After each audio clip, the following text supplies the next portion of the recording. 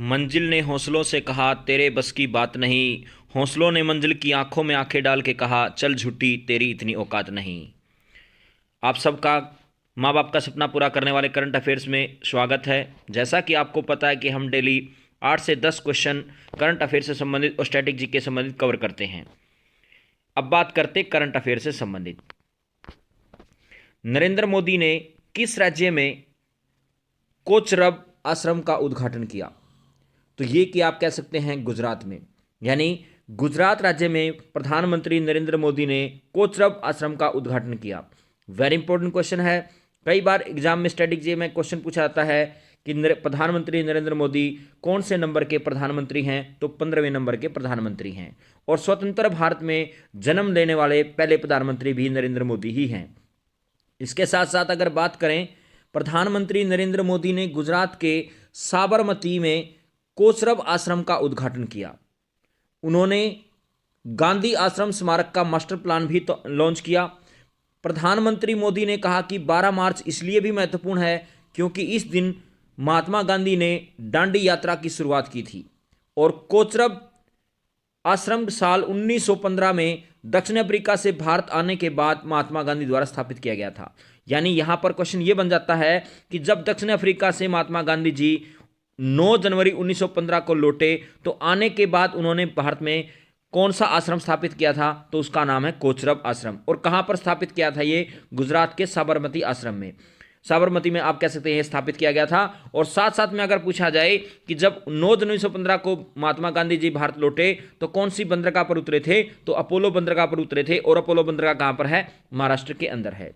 इसके साथ साथ अगर बात की जाए, 12 मार्च 1930 को महात्मा गांधी ने अपने 79 साथियों के साथ 240 मील यानी 386 किलोमीटर लंबी यात्रा कर नवसारी के एक छोटे से गांव डांडी के लिए यात्रा शुरू की थी। और इसके बाद 6 अप्रैल 1930 तक वहां समुद्र तट पर पहुंचकर उन्होंने सार्वजनिक तौर पर नमक बनाकर बेचा और नमक कानून तोड़ा। कहने का मतलब यह है कि 12 मार्च 1930 को महात्मा गांधी ने, आप कह सकते हैं, 79 साथियों के साथ 386 किलोमीटर की यात्रा पूरी की। और इस यात्रा के दौरान उन्होंने कौन सा आंदोलन शुरू किया? तो आप कह सकते हैं दांडी मार्च आंदोलन शुरू किया था। और वो कब पहुंचे थे? 6 अप्रैल 1930 को वहां पर पहुंचे और समुद्र के तट पर नमक बना करके उस नमक कानून को तोड़ा था। इसके साथ साथ अगर बात की जाए, गांधी जी ने अपना पहला सत्याग्रह सन 1917 ईस्वी में बिहार के चंपारण जिले से शुरू किया था। अंग्रेज यहां के नील बगानों के मालिकों का शोषण किया करते थे। गांधी जी ने इनके साथ हो रहे अत्याचार का विरोध किया। फलस्वरूप गांधी जी को जिला प्रशासन के द्वारा जिला छोड़ने का आदेश दिया था।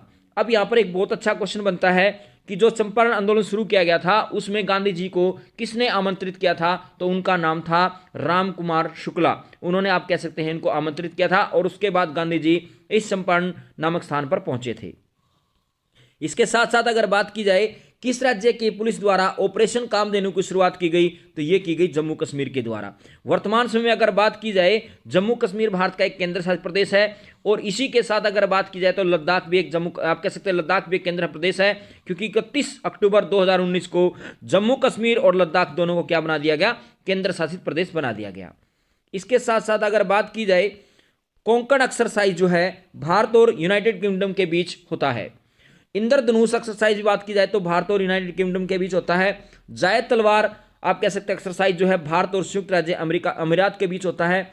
इसके साथ साथ अगर बात की जाए, खंजर अभ्यास भारत और किर्गिस्तान के बीच, संप्रीति अभ्यास भारत और बांग्लादेश के बीच, मित्र शक्ति अभ्यास भारत और श्रीलंका के बीच, और डस्टलिक अभ्यास भारत और उज्बेकिस्तान के बीच युद्धाभ्यास होते हैं।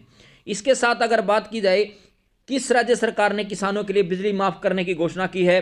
तो ये की है उत्तर प्रदेश की सरकार ने। उत्तर प्रदेश के मुख्यमंत्री की बात की जाए तो योगी आदित्यनाथ हैं और उन्होंने ये घोषणा की कि किसानों के लिए बिजली बिल माफ किए जाएंगे। इसके साथ अगर बात की जाए, अलीगढ़ तालों के लिए प्रसिद्ध है और इसी कारण से अलीगढ़ को ताला नगरी के नाम से जाना जाता है। उत्तर प्रदेश की राजधानी लखनऊ को नवाबों का शहर कहा जाता है। बहुत ही अच्छा क्वेश्चन है, स्टैटिक जीके में बार बार पूछा जाता है। वर्ष 1937 से 1950 के मध्य उत्तर प्रदेश को संयुक्त प्रांत के नाम से जाना जाता था। उत्तर प्रदेश का राजकीय पुष्प की अगर बात की जाए तो बर्मा कलश है। और पानीपत की प्रथम लड़ाई में बाबर ने इब्राहिम लोदी को हरा करके आगरा पर अधिकार किया था। और पूछा जाए आगरा की स्थापना किसने की, तो आगरा की स्थापना की थी सिकंदर लोधी ने। और आगरा किस नदी पर है, तो यमुना नदी पर स्थित है। इसके साथ अगर बात की जाए किस शहर में भारत की पहली ड्राइवरलेस मेट्रो ट्रेन की शुरुआत की गई, तो यह की गई बेंगलोर के अंदर। इसके साथ अगर बात की जाए भारत में सबसे पहले मेट्रो कहां पर चलाई गई, तो भारत में सबसे पहले मेट्रो चली थी 24 अक्टूबर 1984 को कलकत्ता के अंदर आप कह सकते चलाई गई थी। और 3.4 किलोमीटर में आप कह सकते हैं इसका विस्तार किया गया। और विस्तार किया गया एस्प्लेनेड से भवानीपुर तक इसका आप कह सकते हैं विस्तार किया गया। दिल्ली में जो पहली मेट्रो ट्रेन चलाई गई थी वो चलाई गई थी 24 दिसंबर 2002 को और 8.4 किलोमीटर लंबी चली और शाहदरा से 30 हजारी कॉरिडोर के बीच चलाई गई थी। यानी बहुत इंपॉर्टेंट क्वेश्चन है कि भारत में सबसे पहली मेट्रो ट्रेन कब चली, तो आप कह सकते हैं 24 अक्टूबर 1984 को। कहां पर चली, कलकत्ता में। और दिल्ली में जो मेट्रो ट्रेन चली वो कब चली, 24 दिसंबर 2002 को चली। कहां से कहां तक चली, 30 हजारी से लेकर के शाहदरा के बीच चली थी।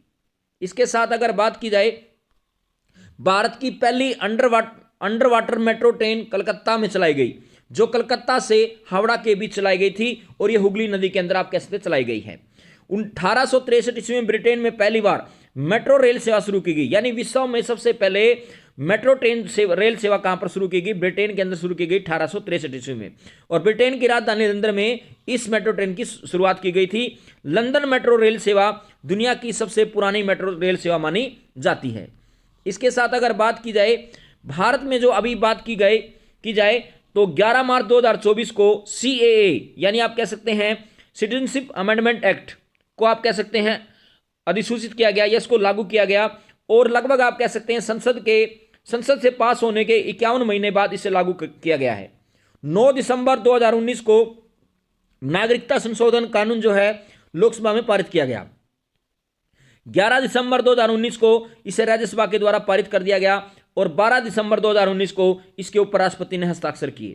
इसके साथ साथ अगर बात की जाए जो भारतीय नागरिक कानून है वो कब लाया गया था, वो 1955 में लाया गया था। लेकिन इसी दौरान उसमें कुछ बदलाव किए गए और जिसमें 2016 में संशोधन किया गया, नागरिकता संशोधन विधेयक 2016 इसमें आप कह सकते हैं संसद में पेश किया गया और इसे लोकसभा में 10 दिसंबर को पास कर दिया गया। 10 दिसंबर 2019 को पास कर दिया गया और 11 दिसंबर को आप कह सकते हैं राज्यसभा के द्वारा पास कर दिया गया और 12 दिसंबर को राष्ट्रपति ने इसके ऊपर मोहर लगाई। इसके साथ अगर बात की जाए अब तक भारतीय नागरिकता में कितनी बार संशोधन किया गया है, 6 बार संशोधन किया गया है। क्योंकि 1955 में जो भारतीय नागरिकता कानून आया था तो उसके बाद 1986 में संशोधन किया गया, 1992 में, 2003 में, 2005, 2015 और 2019 में संशोधन किया गया है। पहले भारतीय नागरिकता लेने के लिए 11 वर्ष का आप कह सकते रहना जरूरी था। यानी भारत में कोई भी अगर पहले व्यक्ति नागरिकता लेता था तो उसे 11 वर्ष भारत में रहना होता था। लेकिन नए नियम के अनुसार अगर बात की जाए तो आप कह सकते हैं उसे 6 साल, उसकी सीमा जो आप कह सकते हैं बड़ा घटा करके कितनी कर दी, 6 साल कर दी। नागरिकता संशोधन विधेयक को पूर्वोत्तर राज्यों में खासकर बांग्लादेशी सीमा से सटे असम पश्चिम बंगाल में आप कह सकते हैं इसका काफी विरोध हुआ। क्योंकि यहां पर असम और पश्चिम बंगाल के जो लोग थे वो ये मांग कर रहे थे कि जो बांग्लादेश से जो लोग आएंगे, जो हिंदू ज्यादा मात्रा में यहां पर आएंगे, उनसे हमारी नागरिकता के ऊपर प्रभाव पड़ेगा। लेकिन यहां पर केंद्र सरकार ने कहा कि यहां पर जो भारतीय नागरिक हैं उनके ऊपर कोई भी इसका प्रभाव नहीं पड़ेगा। इसके साथ अगर बात की जाए केंद्र सरकार ने असम में नेशनल सिटीजन रजिस्टर भी लाई थी। यानी आप कह सकते हैं केंद्र सरकार असम के अंदर NRC भी लेकर आए थे, क्योंकि जिसका मकसद था यहां रह रहे घुसपैठियों की पहचान करना कि असम के अंदर जो पहले से ही आप कह सकते हैं बांग्लादेश के या अन्य देशों के आप कह सकते हैं नागरिक रहते हैं वो किस तरह से, क्या वो वास्तव में असम के ही नागरिक हैं या फिर वो घुसपैठियों के रूप में इंडिया में रह रहे हैं। तो इनकी पहचान करने के लिए आप कह सकते हैं केंद्र सरकार NRC लेकर आई थी। इसके साथ अगर बात की जाए किसे मिलेगी नागरिकता, यानी 31 सितंबर 2014 से पहले पाकिस्तान, अफगानिस्तान, बांग्लादेश से जो धार्मिक आधार पर प्रताड़ित होकर भारत आए हिंदू, सिख, बौद्ध, जैन, पारसी, ईसाई समुदाय के लोगों को नागरिकता दी जाएगी। इन तीनों देशों के लोग ही भारत की नागरिकता के लिए आवेदन कर सकते हैं। कहने का मतलब यह है कि 31 दिसंबर 2014 से पहले पाकिस्तान, अफगानिस्तान और बांग्लादेश से जितने भी धार्मिक आधार पर आप कह सकते हैं मुसलमानों को छोड़ करके अन्य धर्मों के जो लोग हैं उनको प्रताड़ित किया गया और उसके बाद वो अपने इंडिया में आए और इंडिया में आने के बाद उनको यह अधिकार दिया गया कि अब वो भारत के नागरिक बन सकते हैं, क्योंकि इनको वहां पर काफी प्रताड़ित किया गया था। इसके साथ अगर बात की जाए क्या भारतीय नागरिकता पर इसका असर होगा, तो भारतीय नागरिकता से सीएए को कोई आप कह सकते हैं असर नहीं होगा, यानी भारतीय नागरिकों पर सिटीजनशिप अमेंडमेंट एक्ट का कोई भी असर नहीं होगा, क्योंकि संविधान के तहत भारतीय नागरिकता का अधिकार है और इसमें सिटीजनशिप अमेंडमेंट एक्ट या कोई भी कानून इसे नहीं छीन सकता, यानी भारतीय नागरिकता पर इसका कोई भी प्रभाव नहीं पड़ेगा। इसके साथ अगर बात की जाए आवेदन कैसे करें, आवेदन ऑनलाइन करना होगा, आवेदक को बताना होगा कि वो भारत में कब आए और पासपोर्ट या अन्य यात्रा दस्तावेज ना होने पर भी आवेदन कर पाएंगे। अगर किसी के पास कोई पासपोर्ट नहीं है, अगर किसी के पास कोई यात्रा दस्तावेज नहीं है तो भी वो आवेदन कर सकते हैं। इसके तहत भारत में रहने की अवधि 5 साल से अधिक रखी गई है, बाकी विदेशियों के लिए यह अवधि 11 साल से अधिक रखी गई है। इसके साथ अगर बात की जाए विमानन प्रशिक्षण मानक को उन्नत करने के लिए एयरबस ने किसके साथ साझेदारी की है, तो ये की है IIM मुंबई के साथ आप कह सकते साझेदारी की है। इसके साथ साथ अगर बात की जाए भारतीय प्रबंधक संस्थान बेंगलुरु की स्थापना 1933 में हुई और श्रीनिवास अय्यर स्वामी ने, जिन्हें कार्टरमैन के नाम से भी जाना था, उन्होंने इसकी स्थापना की और यह एक भारतीय इंजीनियर, शिक्षावादी, लेखक और प्रबंधक निर्देशक के रूप में है। कहने का मतलब यह है कि भारतीय प्रबंधक संस्थान आप कह सकते हैं इसकी स्थापना कब हुई, बेंगलुरु के अंदर 1933 में हुई और किसने की, श्रीनिवास अय्यर स्वामी ने की, जिसे कार्टमैन के नाम से भी जाना जाता है और ये भारतीय इंजीनियर हैं, शिक्षावादी हैं, लेखक और प्रबंधक निर्देशक हैं। इसके साथ अगर बात की जाए भारतीय प्रबंधन संस्थान अहमदाबाद को भारत का नंबर 1 IIM घोषित किया गया है और इन्फोसिस की स्थापना नारायण मूर्ति ने की 1981 ईस्वी में। इसका मुख्यालय बेंगलुरु में स्थित है।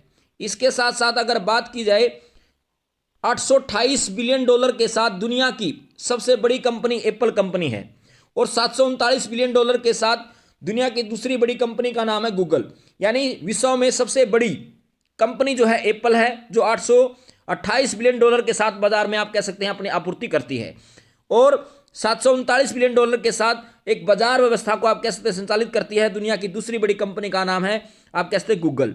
एप्पल कंपनी के CEO टिम कुक हैं, जो 24 अगस्त 2011 से आप कह सकते कार्यरत हैं और एप्पल कंपनी की स्थापना 1 अप्रैल 1976 को हुई और इसके फाउंडर हैं स्टीव जॉब्स और स्टीव रोनाल्ड।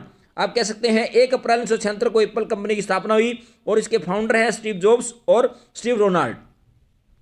इसके साथ अगर बात की जाए गूगल के जो CEO हैं भारतीय मूल के अमेरिकी नागरिक हैं, जिसका नाम है सुंदर पिचाई और गूगल के CEO सुंदर पिचाई की प्रतिदिन की जो आप कह सकते हैं आय जो है वो है 3.5 करोड़ रुपए। गूगल की स्थापना 4 सितंबर 1998 को अमेरिका के अंदर हुई। इसके साथ साथ अगर बात की जाए हरियाणा के नए मुख्यमंत्री के रूप में किसे चुना गया है, तो ये चुना गया है नायब सैनी को। इसके साथ साथ अगर बात की जाए हरियाणा भाजपा अध्यक्ष और कुरुक्षेत्र से सांसद नायब सैनी को राज्य के नए मुख्यमंत्री के रूप में चुना गया। इससे पहले मनोहर लाल खट्टर ने मुख्यमंत्री के पद से त्यागपत्र दिया था और सैनी साल 2014 में नारायणगढ़ से विधायक चुने गए और वे साल 2016 में खट्टर कैबिनेट में शामिल हुए थे। साल 2019 में वे कुरुक्षेत्र लोकसभा क्षेत्र से आप कह सकते सांसद थे। यहाँ पर जो नायब सैनी जो हैं आप कह सकते हैं 2019 से लोकसभा के सांसद बने थे और 2016 में आप कह सकते हैं जो मनोहर लाल खट्टर जो थे उसकी कैबिनेट में शामिल हुए थे और आप कह सकते हैं जो नायब सैनी जो थे उन्होंने 2014 में नारायणगढ़ से आप कह सकते हैं विधायक भी चुने गए थे और वर्तमान समय में अगर बात की जाए हरियाणा के मुख्यमंत्री कौन बने हैं, तो नायब सिंह सैनी बने हैं। इसके साथ अगर बात की जाए हरियाणा के महर्षि दयानंद विश्वविद्यालय और खानपुर विश्वविद्यालय को PM उषा स्कीम के तहत 20-20 करोड़ रुपए आप कह सकते दिए गए हैं और हरियाणा में पराली जलाने से मुक्त करने के लिए 2027 तक का लक्ष्य रखा गया है। इसके साथ साथ अगर बात की जाए हरियाणा सरकार ने बुजुर्गों के लिए समृद्ध वृद्ध सेवा आश्रम योजना शुरू की है। अब बात करते हैं अनमोल खिलाड़ी की बदौलत से हरियाणा में पहली बार एशियाई महिला बैडमिंटन चैंपियनशिप जीती, यानी अनमोल खिलाड़ी की बदौलत से हरियाणा ने पहली बार एशियाई महिला बैडमिंटन चैंपियनशिप जीती। हरियाणा ने राजस्थान सरकार के साथ हथनी कुंड बैराज को पानी देने का समझौता किया है। और प्रवीण जोशी हरियाणा में बाल संरक्षण आयोग की अध्यक्ष बनी हैं। इसी प्रकार से अगर बात करें, फरवरी महीने के लिए ICC men's player of the month का अवार्ड किसे जीता है, तो आप कह सकते हैं यशस्वी जायसवाल ने आप कह सकते हैं जीता है। भारतीय इस्लामी बल्लेबाज यशस्वी जायसवाल ने इंग्लैंड के खिलाफ शानदार रन बनाने के बाद ICC men's player of the month का अवार्ड जीत लिया। वहीं फरवरी माह के लिए ICC women's player of the month का अवार्ड ऑस्ट्रेलिया के एनाबेल सदरलैंड को दिया गया है। यानी आप कह सकते हैं प्लेयर ऑफ द मंथ किसे घोषित किया गया, तो यशस्वी जायसवाल को। और महिला वर्ग की अगर बात की जाए तो किसे घोषित किया गया है, ऑस्ट्रेलिया की एनाबेल सदरलैंड को आप कह सकते हैं घोषित किया गया है। इसी प्रकार से अगर बात की जाए, वेस्टइंडीज के स्टार तेज गेंदबाज समर जोसेफ को आईसीसी 2024 के जनवरी महीने के लिए प्लेयर ऑफ द मंथ का अवार्ड दिया गया। और वेस्टइंडीज के किसी भी पुरुष क्रिकेटर को यह पहली बार प्लेयर ऑफ द मंथ का अवार्ड दिया गया है।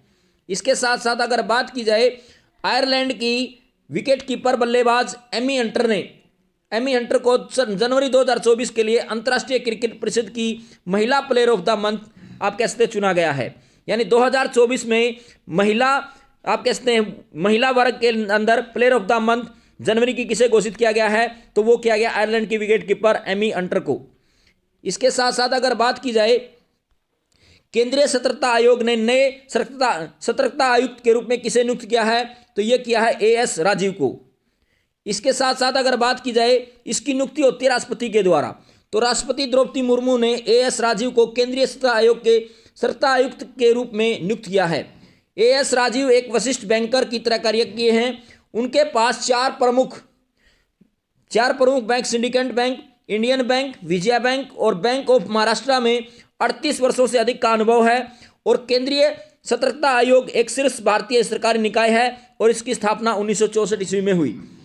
इसके साथ अगर बात की जाए, केंद्रीय सतर्कता आयोग की स्थापना 11 फरवरी 1964 को हुई। संथानम समिति की सिफारिश पर आप कैसे स्थापना की गई, और इसका उद्देश्य है भ्रष्टाचार को रोकना। इसके साथ अगर बात की जाए, केंद्रीय सतर्कता आयोग ने 2003 में वैधानिक दर्जा प्राप्त किया। यानी इसको संवैधानिक दर्जा कब मिला, तो इसको संवैधानिक दर्जा मिला 2003 में। केंद्रीय सत्ता आयोग का मुख्यालय कहां पर है, नई दिल्ली में सत्ता भवन में आप कह सकते भवन में है। केंद्रीय सत्ता आयोग में एक अध्यक्ष होता है और 2 से अधिक इसमें सदस्य नहीं होते। और इसके पहले जो आप कह सकते हैं आयुक्त बने थे, उनका नाम था नितुर श्रीनिवास राव आप कह सकते हैं भारत के पहले सतर्कता का आयुक्त बने थे। इसके साथ अगर बात की जाए, एक्सरसाइज कैटलस एक्सप्रेस 2024 का आयोजन किस देश में किया गया, तो आप कह सकते हैं ये सेशेल्स में किया गया। मल्टीनेशनल एक्सरसाइज कैटलेस एक्सरसाइज 2024 का आयोजन 26 फरवरी से 8 मार्च 2024 तक सेशेल्स के पोर्ट विक्टोरिया में आयोजित किया गया। भारतीय नौसेना के जहाज आईएनएस तीर ने भारतीय दल का प्रतिनिधित्व किया। वेरी इंपॉर्टेंट क्वेश्चन है कि जो कैटलेस अभ्यास आप कह सकते हैं एक्सप्रेस अभ्यास हुआ है, उसके अंदर भारतीय नौसेना का कौन सा जहाज ने आप कह सकते हैं प्रतिनिधित्व किया, तो आईएनएस तीर ने आप कह सकते हैं प्रतिनिधित्व किया। और इस अभ्यास में 16 देशों ने भाग लिया और भारतीय नौसेना साल 2019 से इस अभ्यास में भाग ले रही है। इसके साथ साथ अगर बात की जाए, ऑपरेशन देवी शक्ति का संबंध अफगानिस्तान से है, क्योंकि जब अफगानिस्तान पर तालिबानियों ने कब्जा किया था तो उस दौरान ऑपरेशन देवी शक्ति चला करके भारतीयों को वहां से निकाला गया था। ऑपरेशन मेघदूत 1984 में सियाचिन विजय के दौरान चलाया गया था। ऑपरेशन ट्राइडेंट 1971 में जब बांग्लादेश को आज़ाद कराया गया था, बांग्लादेश एक नया देश बना था पूर्वी पाकिस्तान से आप कैसे छीन करके, तो उस दौरान ऑपरेशन ट्राइडेंट चलाया गया था। और ऑपरेशन विजय की बात की जाए तो 1999 में कारगिल विजय के दौरान चलाया गया था। और इसी प्रकार से ऑपरेशन पोलो 1948 में हैदराबाद को आज़ाद कराने के लिए कराया गया था, क्योंकि 1948 में जब हैदराबाद एक रियासत थी तो उसको भारत में मिलाया गया था। और कौन से ऑपरेशन के द्वारा मिलाया गया, ऑपरेशन पोलो के द्वारा मिलाया गया था। इसके साथ साथ अगर बात की जाए, सुभाष चंद्र बोस के जीवन पर आधारित एक डिजिटल प्रदर्शनी सुभाष अभिनंदन का समारोह किसने किया, तो यह किया है अर्जुन कुमार मेघवाल ने। केंद्रीय कानून मंत्री और न्याय मंत्री अर्जुन राम मेघवाल ने सुभाष चंद्र बोस के जीवन पर आधारित एक डिजिटल प्रदर्शनी सुभाष अभिनंदन का शुभारंभ किया। और यह प्रदर्शनी राष्ट्रीय अभिलेखागार में उपलब्ध दस्तावेजों पर आधारित है। आप कह सकते हैं भारतीय राष्ट्रीय अभिलेखागार अपना 134वां स्थापना दिवस बना रहा है। यानी भारतीय राष्ट्रीय अभिलेखागार अपना 134वां स्थापना दिवस बना रहा है। और इस आप कह सकते हैं सुभाष अभिनंदन की शुभारंभ किसने किया है? तो केंद्रीय कानून और न्याय मंत्री अर्जुन राम मेघवाल ने आप कह सकते हैं इसका उद्घाटन किया। इसी प्रकार से अगर बात की जाए सुभाष चंद्र बोस आपदा प्रबंधन पुरस्कार 2024 60 पैराशूट फील्ड हॉस्पिटल यूपी को मिला। और यह पुरस्कार आप कह सकते हैं यह पुरस्कार जो आप कह सकते हैं सुभाष चंद्र बोस आपदा जो आप कह सकते हैं लोगों की जो सहायता करती है, किसी भी आप कहते हैं जो विभिन्न प्रकार की जो परिस्थितियां होती हैं उनके अंदर जो आप कहते हैं हेल्प करती है कोई भी संस्था, तो उसको दिए जाते हैं। और इसमें 51 लाख रुपए एक संस्था को दिए जाते हैं। और व्यक्तिगत रूप से अगर बात की जाए तो इसमें 5 लाख रुपए दिए जाते हैं। 60 parachute field hospital Uttar Pradesh की स्थापना 1942 में हुई। यानी आप कह सकते हैं 60 पैराशूट फील्ड हॉस्पिटल की स्थापना 1942 ईस्वी में हुई। यह भारतीय सशस्त्र बलों का एकमात्र हवाई चिकित्सक प्रतिष्ठान है और जिसमें विभिन्न वैश्विक संकटों में अपनी असाधारण सेवा के लिए पहचान बनाई। यानी इसके अंदर आप कह सकते हैं जितने भी हमारे सशस्त्र बल हैं वो आप यहाँ पर क्या करते हैं, अपनी चिकित्सा ले सकते हैं। और इसी चिकित्सा के कारण ही ये दुनिया भर में आप कह सकते हैं प्रसिद्ध है। और इसी कारण से इसको सुभाष चंद्र बोस आपदा प्रबंधन पुरस्कार दिया गया। इसी प्रकार से अगर बात की जाए 2023 में देश में ओडिशा राज्य आपदा प्रबंधन प्राधिकरण और लुंगलई फायर स्टेशन मिजोरम को सुभाष चंद्र बोस आप कह सकते हैं आपदा प्रबंधन के उत्कृष्ट कार्य के लिए आप कह सकते हैं पुरस्कार दिया गया। यानी 2023 में सुभाष चंद्र बोस आपदा प्रबंधन पुरस्कार के लिए देश में ओडिशा राज्य आपदा प्रबंधन प्राधिकरण और लुंगलई फायर स्टेशन मिजोरम को आप कह सकते हैं चुना गया। इसी प्रकार से हाल ही में MIRV टेक्नोलॉजी के साथ किस मिसाइल का सफल परीक्षण किया गया? तो यह किया गया अग्नि 5 का। इसी के प्रकार से अगर बात करें रक्षा अनुसंधान और विकास संगठन यानी DRDO ने हाल ही में multiple independently targetable anti vehicle के साथ स्वदेशी रूप से विकसित किया गया अग्नि 5 मिसाइल का पहला सफल पायलट टेस्ट किया गया। और अग्नि 5 मिसाइल 5500 से 5800 किलोमीटर की दूरी तक मार करने वाली एक आप कह सकते हैं इंटरकॉन्टिनेंटल बैलिस्टिक मिसाइल है। कहने का मतलब यह है कि रक्षा और रक्षा अनुसंधान विकास संगठन यानी DRDO ने आप कह सकते हैं हाल ही में multiple independently targetable anti vehicle जिसको आप बोल सकते हैं के साथ स्वदेशी रूप से अग्नि 5 मिसाइल का आप कह सकते हैं सफल परीक्षण किया। इसके साथ अगर बात की जाए भारत की सबसे शक्तिशाली मिसाइल अग्नि 5 है और इसकी आप कह सकते हैं ऑपरेशनल रेंज जो है आप कह सकते हैं 7000 से 8000 किलोमीटर तक है। और भारत की सबसे लंबी दूरी की बैलिस्टिक मिसाइल भी आप कह सकते हैं अग्नि 5 है और इसका पहला उड़ान परीक्षण किया गया अप्रैल 2012 में। यानी भारत की सबसे शक्तिशाली मिसाइल का नाम भी अग्नि 5 है और भारत की सबसे लंबी दूरी की बैलिस्टिक मिसाइल अग्नि 5 का ही आप कह सकते हैं पहला परीक्षण किया गया था अप्रैल 2012 के अंदर। दोस्तों अगर आपको हमारी मेहनत अच्छी लग रही हो तो हमारे चैनल को लाइक करें, कमेंट करें, सब्सक्राइब करें और ज़्यादा से ज़्यादा शेयर करें। दोस्तों अपने माता पिता का सम्मान करें, देश के जवानों का सम्मान करें, हमेशा मुस्कुराते रहें और हंसते रहें और हमारे चैनल टारगेट जॉब स्कैन को सब्सक्राइब करें। और आप कह सकते हैं टेलीग्राम का लिंक आप कह सकते हैं डिस्क्रिप्शन में दिया हुआ है, उसे आप ज्वाइन कर सकते हैं। धन्यवाद।